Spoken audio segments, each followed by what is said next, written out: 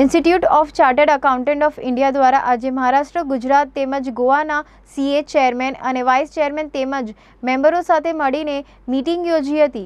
Institute of chartered accountant of India દ્વારા આજે મહારાષ્ટ્ર, ગુજરાત તેમજ ગોવાના સીએ ચેરમેન અને વાઇસ ચેરમેન તેમજ તેમના મેમ્બરો સાથે મળીને એક મીટિંગનું આયોજન કરવામાં આવ્યું હતું, જેમાં તેઓએ જણાવ્યું હતું કે સુરત શહેરને ટ્રેડ અને ઇન્ડસ્ટ્રી કેવી રીતે વધારવો તેમજ ગવર્મેન્ટ દ્વારા આયોજિત સ્કીમોને સામાન્ય જનતા સુધી કેવી રીતે પહોંચાડવી તેમજ કેવી રીતે શહેરને ડેવલપ કરવા માટે બજેટ તૈયાર કરવું, આ બાબતો ઉપર ચર્ચા કરવામાં આવી હતી. Institute of chartered account of India દ્વારા આજે મહારાષ્ટ્ર, ગુજરાત અને ગોવાની જે મેમ્બર્સ છે, સીએના જે ચેરમેન છે, વાઇસ ચેરમેન છે, ડેપ્યુટી ચેરમેન છે, બધા અને આજે મળીને એક મીટિંગ યોજી છે. શું કારણો છે આજે મીટિંગ યોજવામાં આવી છે અને કયા કયા ચર્ચા વિચારણા કરવામાં આવી છે? આપણી સાથે મોજૂદ છે સર, તમારું નામ? સીએ નવીન જૈન, ચેરમેન સુરત બ્રાન્ચ.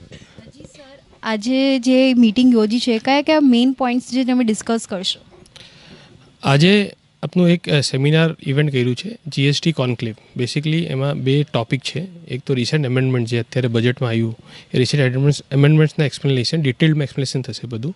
એ પછી સેકન્ડ ટોપિક છે સર્ચ સીઝર, એ પ્રેક્ટિકલ કેવી રીતે ડીલ કરાય આ બધું વસ્તુમાં, એ પ્રમાણે એક નવું બીજું ઇવેન્ટ છે. ફૂલ ડેનું ઇવેન્ટ હતું, સવાર 10 થી 6 સુધી આ પૂરો ઇવેન્ટ છે અને એમાં લગભગ બધા CO 200 CA as per covid guidelines પ્રમાણે અમે બધા ભેગા કર્યા હતા અને ફિઝિકલી આ બધું અમે ડિસ્કસ કર્યું હતું. એટલે આજનું ઇવેન્ટ બહુ સારું હતું અને સારું મેસેજ બધાને મળ્યું આજે. Thank you. ટ્રેડ અને ઇન્ડસ્ટ્રી કેવી રીતે ઇન્ક્રીઝ કરશે? What you think about it? Trade અને ઇન્ડસ્ટ્રીમાં ઇન્ક્રીઝ થશે. આજે અમે ચેમ્બર ઓફ કોમર્સ સાથે પણ મિટિંગ કર્યા, એમની જોડે વાત કરી. એ એમને બહુ બધી સજેશન્સ પણ આપી કેવી રીતે અમે બધા મળીને ભેગા મળીને એક ઇકોસિસ્ટમ ડેવલપ કરીએ ને કેવી રીતે અમે ઇન્ટરેક્ટ કરી શકીએ બિઝનેસમેન સાથે, ઇન્ડસ્ટ્રી સાથે ને સ્ટાર્ટઅપ્સ જેમ તરીકે સ્ટાર્ટઅપ છે, જેમ તરીકે છે નવા ઇન્ડસ્ટ્રીઓ આવે છે, એ પ્રમાણે અમે what better development we can give to the government, એવી રીતે કંઈ એક પ્લાનિંગ માટે અમે વિચાર કરીએ છીએ. जी, हमारे साथ सीए महाराष्ट्र सीए की एक टीम मौजूद है. उनके जो मेन चेयरमैन हैं उनसे हम बात करेंगे. जी सर, आपका नाम? मैं मनीष गाड़िया, chairman western India regional council of institute of chartered accountant of India. Sir, आज ये टॉपिक्स पे जो आज रिसर्च मतलब टॉपिक्स पे बात हुई है, क्या लगता है कौन से मेन टॉपिक्स हैं जिनको कवरेज करना बहुत ही ज़्यादा इम्पॉर्टेंट हो चुका है आज की जनरेशन में? आज की जनरेशन में जैसे आज हमारा जो टॉपिक है वो जीएसटी के ऊपर था और नवीन जी ने बताया कि जीएसटी के ऊपर कैसे रिटर्न भरना है, क्या क्या नए चेंजेस हैं, उसके ऊपर तो हमने डिस्कशन किया ही है. इसके अलावा काफ़ी कुछ सर्च एंड सीजर क्या तरीके के प्रोसीजर है वो भी हमने डिस्कस किए.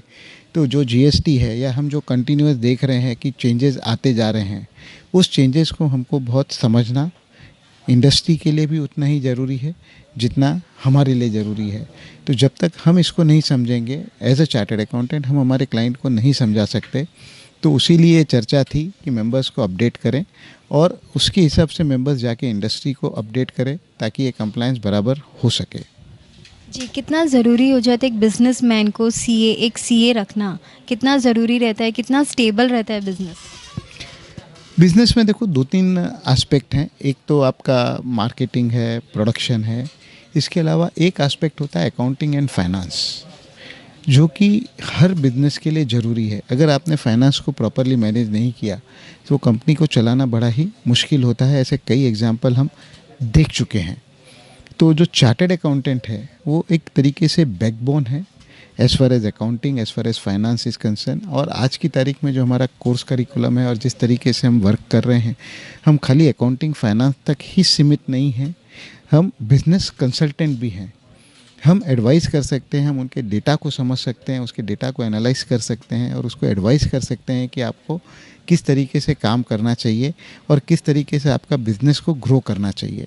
तो इसलिए सीए बहुत ही इम्पोर्टेंट है आज की तारीख में अगर किसी इंडस्ट्री को, किसी बिजनेस को ग्रो करना है तो. जी सर, તમારું નામ? હું સીએ જય છૈરા, સેન્ટ્રલ કાઉન્સિલ મેમ્બર છું, સુરતથી જ છું. સુરતમાં આજે ઘણા બધા સીએ થઈ ગયા છે, સીએ ઇન્સ્ટિટ્યૂટ થઈ ગયા છે, સીએ એસોસિએશન થઈ ગયા છે. એસોસિએશન તો એક અલગ વસ્તુ કહેવાય, પણ આજે સુરત એક સીએ નગરી થતું જાય છે. શું કહેશો કે સીએ એક કયા લેવલ પર સ્ટેન્ડ કરે છે? સુરતનું એટમોસ્ફિયર બહુ સારું છે સીએ માટે. અહીં આર્ટિકલશીપની ઘણી સારી તક છે, એજ્યુકેશનની ઘણી સારી તક છે. 5,500 સીએ આપણે બની ગયા છે અને બહુ સારી રીતે ગ્રોથ કરી રહ્યા છે. Surat is an entrepreneur city. આપણું સિટી એ વેપાર માટે એક ધબકતું સિટી છે. એટલે નેચરલી જ્યાં બિઝનેસ હોય, જ્યાં ઇકોનોમી હોય, ત્યાં સીએની રિક્વાયરમેન્ટ આવે છે. જેવી રીતે મનીષભાઈએ કહ્યું કે બિઝનેસ હોય એટલે એની સાથે બિઝનેસ ઓક્સિલરી સર્વિસીસ જોઈએ, અને એના માટે સૌથી સારામાં સારું કાર્ય કોણ કરી શકે? Naturally chartered accountant. એટલે ચાર્ટર્ડ એકાઉન્ટન્ટ્સની એટલી ડિમાન્ડ ઊભી થાય, અને ડિમાન્ડ ઊભી થાય તો આજની યંગસ્ટર્સ તો એ જ કરવાની છે જ્યાં ડિમાન્ડ છે. એટલે સુરતમાં રીતે ડેવલપમેન્ટ ઘણું સારું છે. જેમ CR પાટીલે તમને જણાવ્યું કે જે એસએમસીનો જે બજેટ છે એમાં તમારો થોડુંક સામેવેશની એડવાઇસ હોવી જોઈએ, તો શું કઈ વિચાર રાખીને આ તમે બજેટની એડવાઇસ આપશો?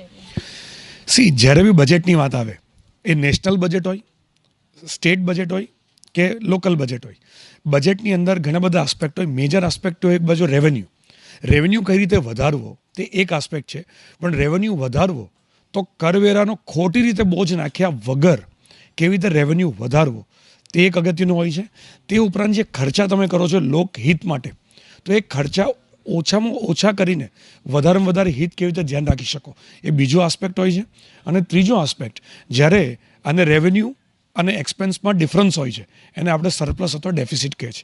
જનરલી એક ડેવલપિંગ સ્ટેટ અને ડેવલપિંગ કન્ટ્રી માટે ડેફિસિટ હોય છે, તો એ નાણાં ક્યાંથી લાવવા, રાઈટ, કઈ રીતે એને મેનેજ કરવા? જે રીતે પુણે મ્યુનિસિપલ કોર્પોરેશન એને બોન્ડ ઇસ્યુ કર્યા, બરાબર, તે રીતે બીજી કોઈ મ્યુનિસિપલ કોર્પોરેશન હશે તે બીજી રીતે કોઈ આવકના સ્ત્રોત અથવા સ્ટેટ ગવર્મેન્ટ પાસે કે બીજે કશેથી લોન લેશે. તો આ ત્રણ પાસાઓને કેવી રીતે વ્યવસ્થિત બેલેન્સ કરવું, અગત્યનું શું છે?